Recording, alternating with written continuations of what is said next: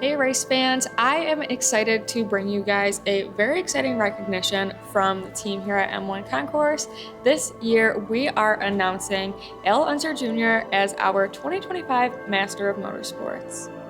This nomination really is a testament to his unmatched skill, dedication, and contribution to the motorsports world. So let's take a look at some of the exciting stuff from his career that really made us want to honor him as this year's Master of Motorsports.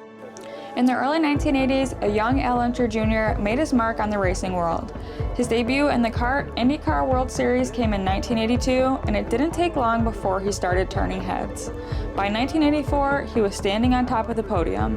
Portland International Raceway, a breakout victory, his first IndyCar win. At just 22 years old, Unser Jr. showcased a style that was smooth, composed, and tactical. He wasn't just fast, he was smart, and the paddock knew he was going to be a problem. Over the next few years, Unser Jr. would prove himself time and time again, winning on street courses, ovals, and road circuits. He became known for his remarkable consistency and cool-headedness behind the wheel. Long Beach, Toronto, Cleveland, he turned them all into personal playgrounds. Then, in 1990, it all came together. Unser Jr. captured his first IndyCar championship, winning 6 races that season and beating the best the sport had to offer. He wasn't just a part of racing history anymore. He was writing his own chapter. But no race in the world matched the prestige of the Indianapolis 500. And for Al, winning there was the dream of dreams. In 1992, that dream became a reality. It was one of the coldest Indy 500s on record. Track temps barely reached 60 degrees and cars were sliding, spinning, crashing out. From the start, it was a race of attrition.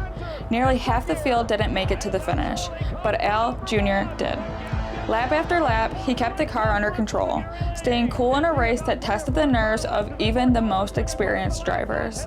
Scott Goodyear was charging hard in the closing laps, gaining ground every corner, but Al held his line, every throttle input flawless. They came down the front stretch, side by side, fans on their feet. Unser Jr. has the lead. One more turn to go. Here they come. Coming to the finish line. Bob Jenkins, who's going to win it? The checkered flag is out.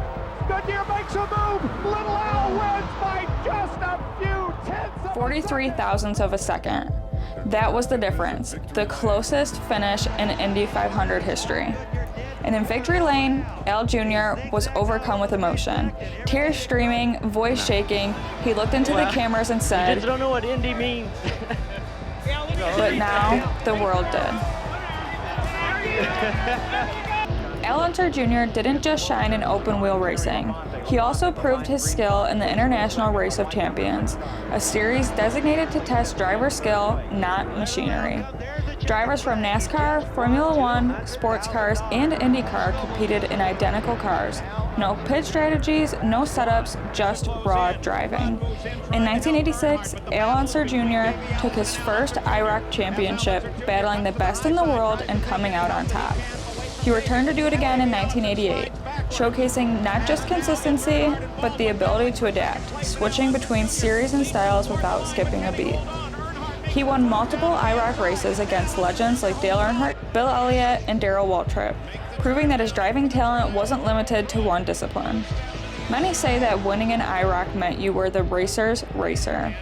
Unser Jr. lived up to that title. Across a career that spanned decades, Unser Jr. collected 34 IndyCar wins, 2 IROC titles, 2 Indy 500 victories, and an IndyCar championship. But more than the numbers, it was how he raced. Clean, determined, strategic. A man who always gave respect and earned every ounce in return. He inspired a generation of drivers, fans, and competitors, and carried the Unser legacy forward with pride.